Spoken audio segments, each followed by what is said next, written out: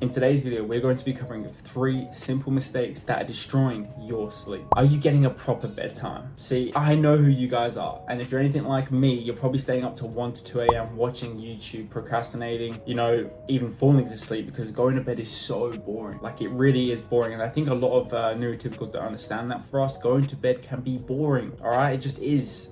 Having to lie down and go bedtime. Like, no, my brain is telling me I need to upload YouTube videos. It's telling me I need to make it. It's telling me I need to escape the matrix, even though that's another conversation for another time. But yeah, having a proper bedtime is so important, guys. Okay, so we're not staying up till 1 to 2 a.m. watching YouTube. Now, what I am going to say is going to sound a bit counterintuitive. If you had a job where you could pick your hours, for example, then yeah, you could go to bed at whatever time you want. But for most of us working a 9 to 5, we need to be going to bed at a certain time and waking up at a certain time, and having ADHD can make that quite hard. So this is going to make you feel so much more energetic and more motivated throughout your day by having that proper 8 hours of sleep. Now, you're probably trying to figure out what it is and why is the reason you stay up all night, all the time. Probably staying up to 1 to 2 a.m. in the morning watching YouTube because you feel like you had no free time during the day. This is called revenge bedtime procrastination. And it's actually quite a very interesting, I guess, phenomenon.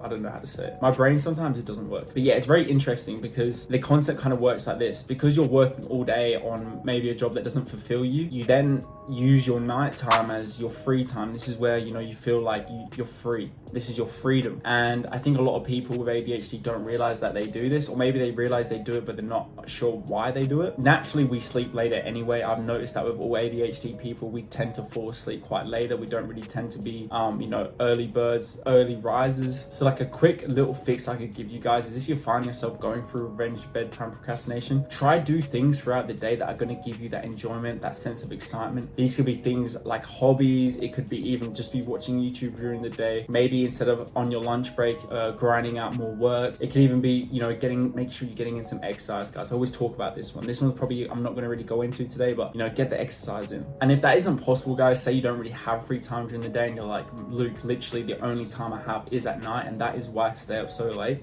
Try slowly cut this time down. So for example, tonight, if you're staying up till 4 a.m., try to stay up till 3 a.m. instead, and just slowly go back in time till you've got a decent bedtime. Instead of I think ADHD people are all or nothing. And what I find so funny about us is that we will stay up till 4 a.m., right? And we'll wake up at 8 a.m. For work or whatever we need to do. And instead of going, when we get back to bed early and trying to catch up on our sleep, we will stay up till we feel tired enough to go back to bed to get the full 8 hours. And it doesn't make any sense, but it makes sense to us. And that's one of the things I find funny about ADHD brains is we just look at the world so differently. But what you don't understand, guys, is by doing all this, you're actually destroying your circadian rhythm. Just to give you a quick little fact of our circadian rhythm is that studies have shown that 78% of adults with ADHD have a delayed circadian rhythm. So if you don't know what that means, I'll quickly sum it up. It just means that we are starting to fall asleep later. So when someone feels they're tired at sunset or 5 p.m., we're not starting to feel that tiredness till around 7, 8 p.m. And that doesn't even mean tired to go to bed. That just means the onset of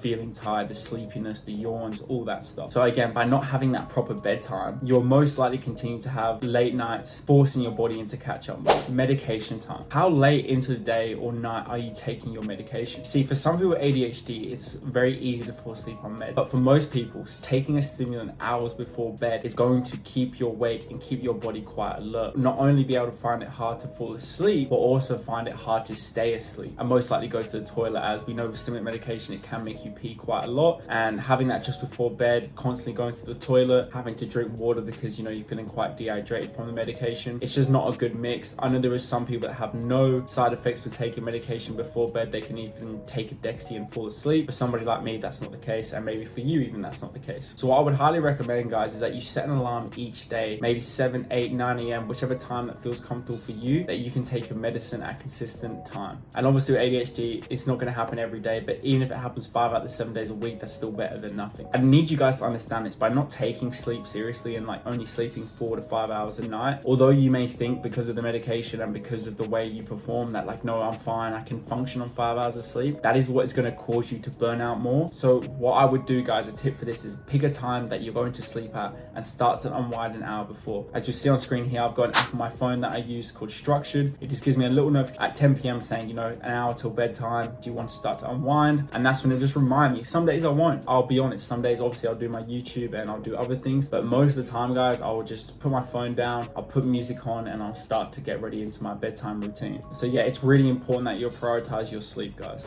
Making sure you have correct sleep hygiene. Your bed is for sleep, nothing else. I know, I'm guilty of it too. Eating in bed is a no, okay? So you need to understand this, that when we eat in our bed, we don't associate bed now with sleep time, we associate it with eat time. And eat time is what keeps you awake, because when we eat, we fuel our body and give our body energy. So it's basically simple maths, guys. If you're eating in bed before bed, do you think your body's gonna wanna sleep? Probably not. So it's important that we are not eating in our bed and that we have a correct bedtime routine, which will equal us having good sleep hygiene. So that's making sure, guys, we're changing our bed, we're changing our sheets, we're changing our quilt, we're having fresh duvet on. This is what's gonna help you and want you to sleep as well, guys, by using your bed as simply a bed and nothing more. Not a place where you relax and lie on during the day and have, like, you know, go on your phone. It just means that your bed is for bedtime, guys. So like I said before, making sure you have a clean pillow, a clean blanket, clean bed sheets. These are all important things that are gonna make you want to fall asleep faster and actually have a better sleep in general. And like I said before, guys, by doing this, you allow your brain to realize that bed means rest and not bed means more time to watch YouTube and eat snacks.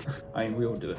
Okay, guys, I wanted to talk about circadian rhythm. So if you remember before, I mentioned studies that show 78% of adults with ADHD have a delayed circadian rhythm. So what does this mean? It basically means we get tired later in the day.